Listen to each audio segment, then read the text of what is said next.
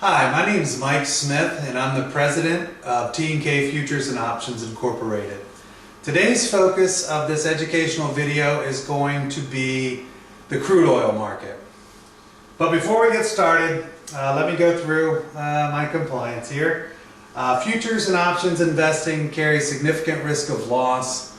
Only risk capital should be used for these types of investments. They are not suitable for all people, and past performance is not indicative of future results.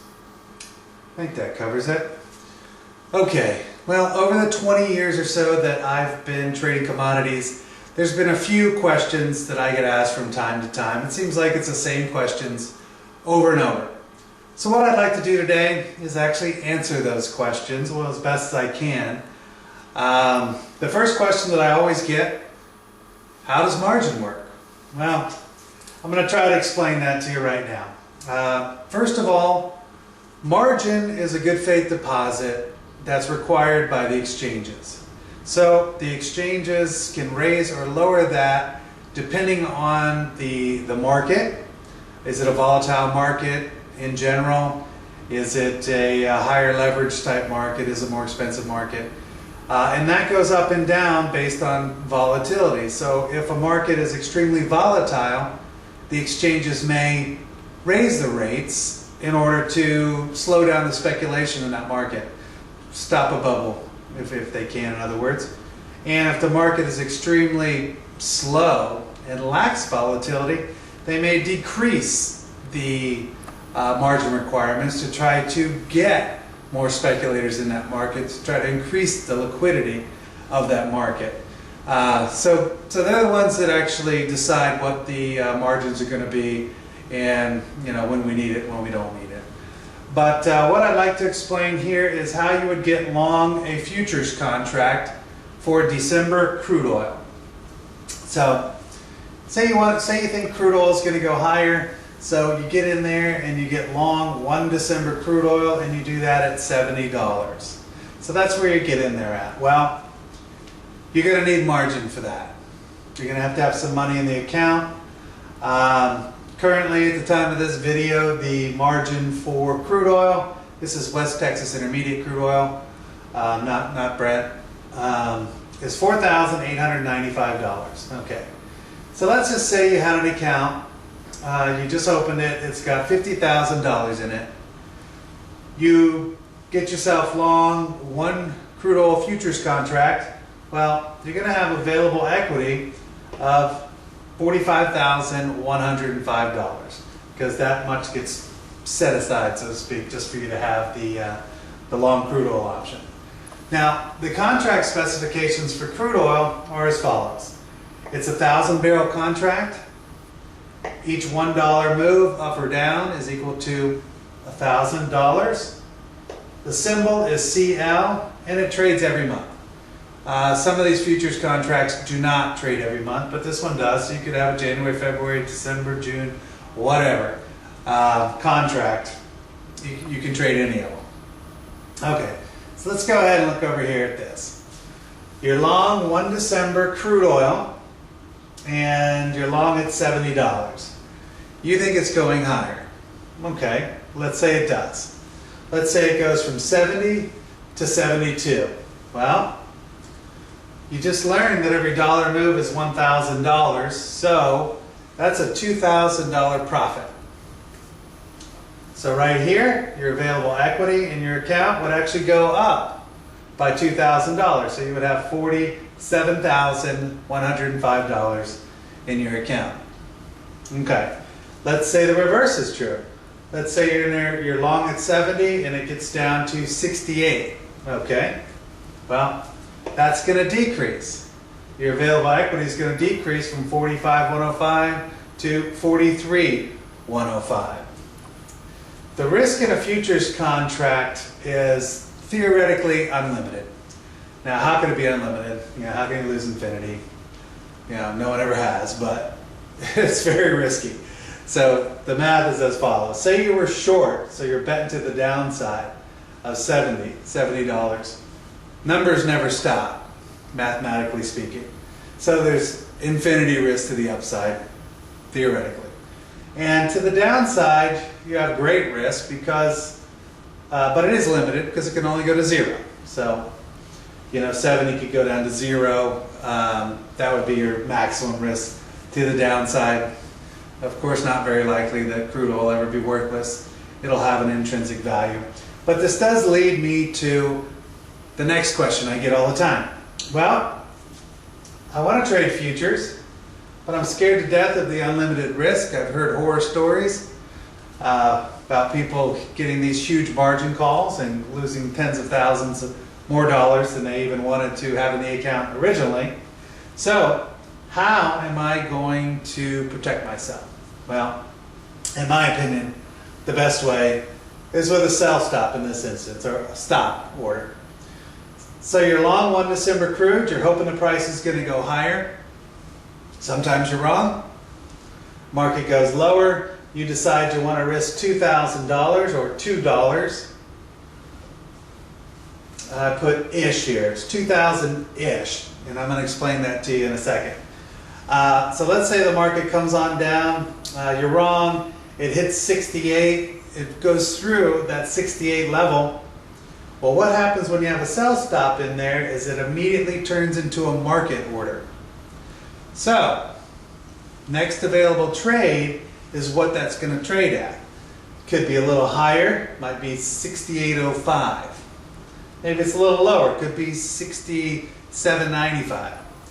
Might be right at 68. Depends on how volatile the market, how fast the market's moving, things like that. So you can't really have an exact number. It's called slippage. So you can limit your risk though, you got to manage your risk, in this case to 2,000-ish. Okay, so that's how the futures side works.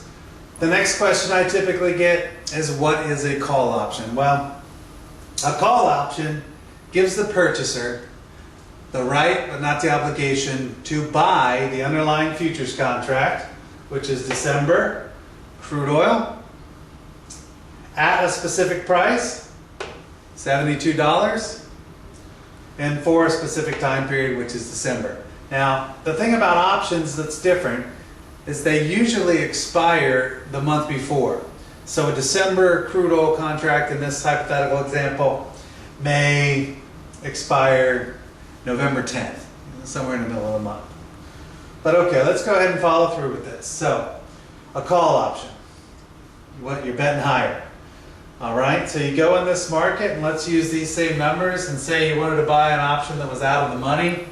The further out of the money you go, the cheaper the options get. The less time you have on an option, the cheaper the option will be as well. And let's say that that was the one that kind of fit your budget. So, hypothetically, let's say the cost of that call is $1.55. Well, we just learned over here that each dollar is $1,000. So you take $1,000 times 155, means the total cost of your option is $1,550. Now let's do a hypothetical profit and loss. Okay? Let's say that the market, the day you buy it, goes from 70 to 72. And this is the part that confuses a lot of people. Well, you do not catch the entire amount of the move in an option. You're going to catch a percentage. That's the price you pay for having limited risk. Because your worst case scenario, when you purchase an option, you're dead wrong, is you can only lose whatever you paid for it, which would be your premium plus whatever commission and fees. It's your worst case scenario. You can lock in profits or cut losses anytime before expiration. Okay, but it's still a limited risk trade. Now, delta factor. Let's just assume, and this is hypothetical again, I'm making these numbers up, that the $72 call option had a 30% delta factor. What that means is it's going to catch 30% of the futures move. 30%, okay, went from 70 to 72. That is $2,000. 30% of $2,000 is $600. So if you're lucky enough to get that, you back out your costs, you add your 1550 plus 600, you got a nice profit for the day. Now, conversely, let's say that, again, market, you get your call option, you're betting higher, doesn't work out, market comes down $2. Well, you have a 30% delta factor, you're going to lose roughly 30%. I should put another ish by that one too, because it changes as the market moves and a lot of different factors. But 30-ish. So in this case, you would go in here, and if it went against you, you're minus $600 for the day on that option. It's confusing, I understand. The put side is just the opposite. It gives you the right but not the obligation to sell the underlying futures contract. I made this cheaper on purpose because of the fact that most people don't understand that you can sell high and buy back lower. Just about everybody understands if you buy something cheap and sell it for more, you make money. Well, the exact opposite is the truth too. So quite often the put side of the equation is a little cheaper than the call side. That's why I put that right there. I know these markets are confusing. There's a lot of Greek that you have to learn. There's theta, which is your time decay. You have your deltas. As far as the option side go, feel free to give me a call. You're probably looking at this online anyways on the TK Futures website, but my contact information is there.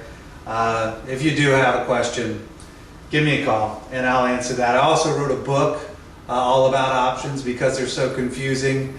It's called The No Nonsense Guide to Buying and Selling Options. You can get that on Amazon. Yeah, that might help you as well. But it looks like I finished everything that I wanted to cover here. Risk, reward. Okay, well, that's about it. So if you have any questions, like I said, feel free to give me a call. I hope this helped, and have a good day.